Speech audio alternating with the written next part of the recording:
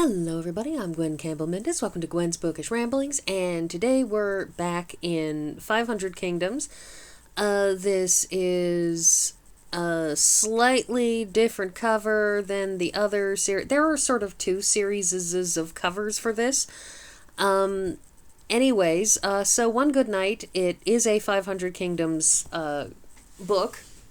This one, once again, we have Elena Clovis shifted into a tertiary, into a position as a tertiary character. She's more of a character in this. We get some of her perspective in this book as opposed to in Beauty and the Werewolf, which, she's just a third party who gets talked to, called on from time to time. This one actually has two major perspectives. The first is, in fact, Elena, the godmother, and the other is Princess Andromeda, Andy for short. And the interesting thing about this is set in a sort of a not Greece, that it's very clearly heavily Greek-inspired. The names are all Greek in sort of implication. Her mother is Cassiopeia.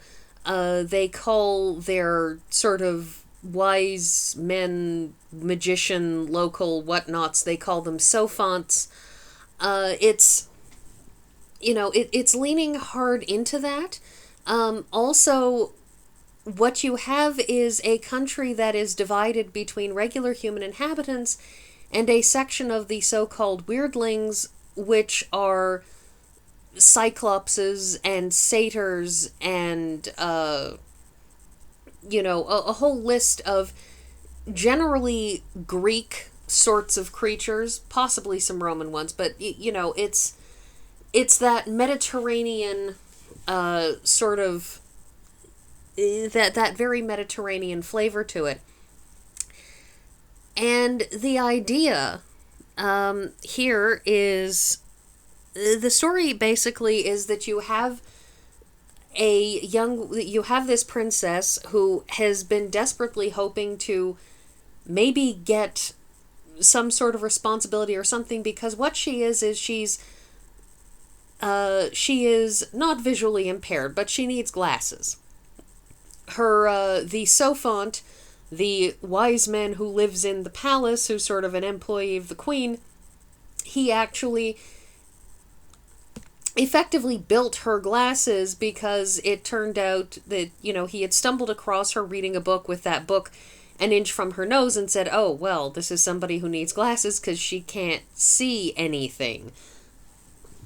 And her mother, objected to them because it's, a flaw in her daughter's appearance, but eventually gave in when she realized that her daughter stopped having bruises on her shins constantly from running into stuff because she couldn't see things. Anyways, so the book opens with Andy, who is sort of hoping that she can prove herself to her mother because her mother wants a daughter who is very attractive and very biddable, because her mother is an extremely ambitious, aggressive, exceedingly feminine, and very, very beautiful queen, whereas Andy is highly intelligent, but she isn't aggressively attractive. She's one of those people who, it's sort of the, you're not ugly, but you need to actually put some effort into your appearance to make yourself look your best. Whereas Cassiopeia is somebody who is probably naturally more attractive, but also enjoys putting the effort into her appearance. Those of us who don't enjoy putting effort into our appearances tend to not be as attractive as those who do, because we say, I don't care what my hair looks like as long as it's not in my face. It's caused a rift. But anyway, so she has desperately been trying to impress her mother, who long ago tuned her out, and so Cassiopeia is taken by surprise when Andromeda approaches her, not directly, but approaches her sort of her right-hand man, Solon, who we find out is in fact Cassiopeia's not merely right-hand man, but in fact the A, her lover, and B, the person she conspires with to do, all of those bad, evil, secret things that governments aren't supposed to do, like in her case, causing shipwrecks so that they can take advantage of the fact that the crown gets 50% of any shipwreck, goods. And, and while they're supposed to assign people the right to scavenge shipwrecks on particular parts of coastlines, she's been simply snapping up and keeping the rights to salvaging shipwrecks along the coastline, so the crown is getting 100% of stuff shipwrecked, and Solon is in the meantime using magic to cause storms to wreck any ship they can effectively get their hands on that, get wrecked on the shore. Anyways, so Andromeda had approached Solon because Andromeda doesn't know any of this, but she'd approached Solon with, a report on her findings about people who they were going to be in negotiation with and stuff. And Solon approaches the queen and says, "You do realize that your daughter is, super amazing research maven and has found all of this stuff." And Cassiopeia is taken aback and she's like, "Wow, maybe I should have actually listened to my daughter instead of ignoring her for the past 5 years. Oh dear."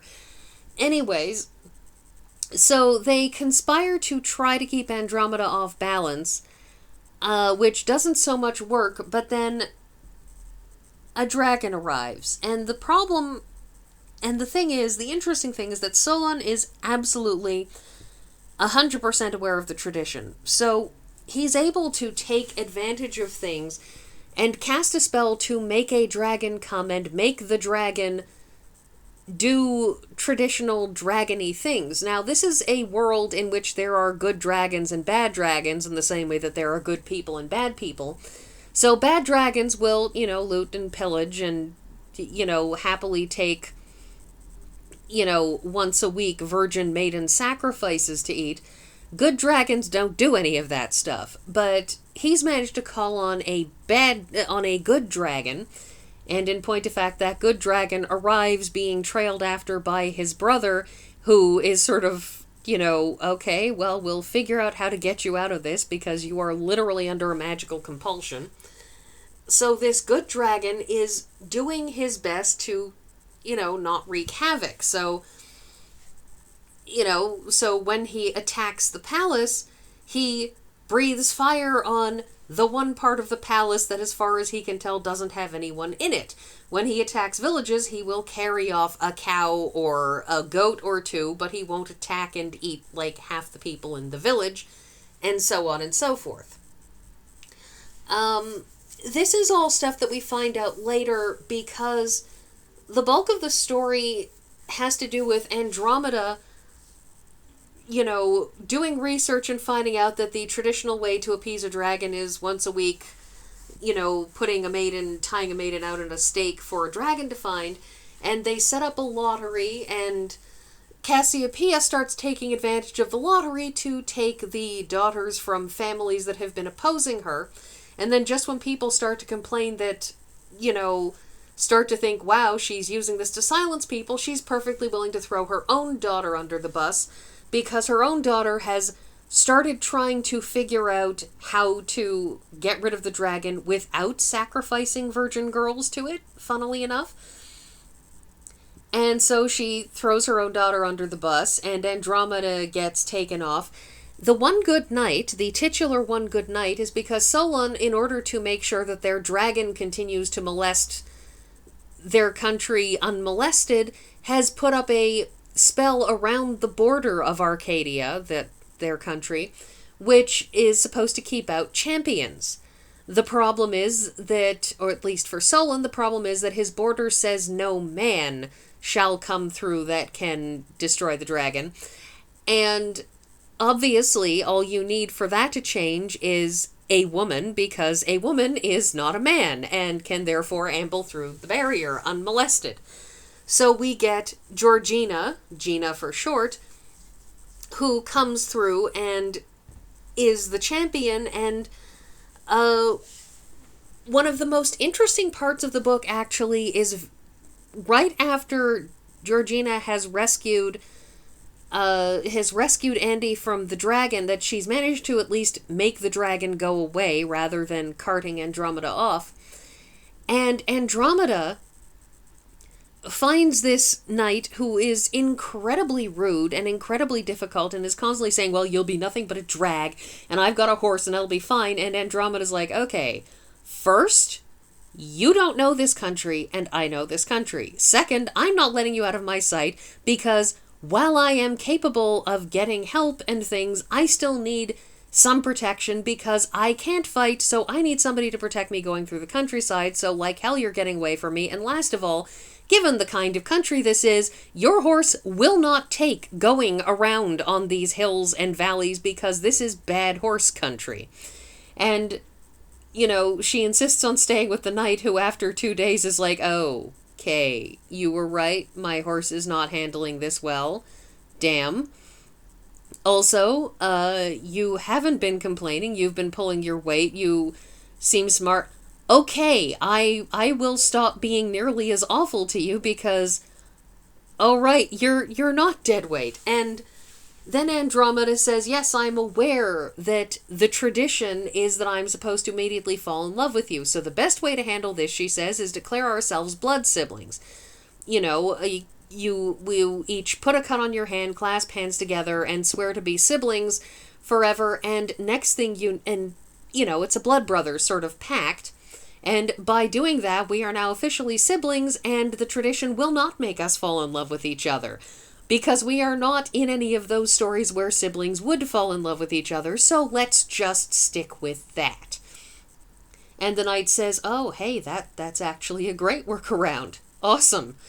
The thing is that the knight, who has been going by George, is incredibly unpleasant right up until Andy finds out that George is actually Georgina. At which point Georgina admits that she was being really, really off-putting and nasty because she was trying to keep Andy at a distance so she wouldn't figure out that Georgina was not a guy, because part of what she's trying to do is to keep her presence quiet as possible so that whoever put up that barrier won't think to look. So they eventually find the dragon, or rather 2 dragons, and the dragons explain that, you know, they have not in fact been, you know, doing depredations all over the countryside, because the only reason they showed up there at all was because this spell was cast that is forcing one of them to do this, and he's doing his best to minimize what he does. They are even, in point of fact, buying their food, that is, they'll buy a whole goat or cow or whatever from the weirdlings because they're living in the weirdling territory. That's where they've landed up. And they are, in fact, just, you know, taking money and paying for their food so that they don't even have to go raiding people who, you know, can't afford to lose their flocks or whatever. So they eventually figure things out, and the evil queen gets deposed and killed and a whole bunch of things, and Andy is declared queen. And it's really, really interesting, this one, because this one is, again, you know, like I've said before, this is all about the fractured fairy tale thing, that, you know, you listen to what I'm saying and you can hear the outlines of this sort of St. George and the Dragon thing, but throughout it all, you have all of these cross-references to other stories. Indeed, one of the things that Elena is doing in the background is dealing with a couple of children who are, in fact, complete psychopaths, who are living out the Hansel and Gretel story, but because they're psychopaths, they're sort of twisting it. Instead of being 2 lost children who find a witch, they are 2 psychopathic kids who look younger than they are murdering witches. So it's kind of horrifying, and she has a momentary brainwave to say, I need to look for stories of children who act badly who come to bad ends, and I'll figure out how to use that. So, again, fun, delightful. I enjoy the heck out of this one. It's not my favorite in the series, but still pretty good. So that's everything, and I'll see you all next week.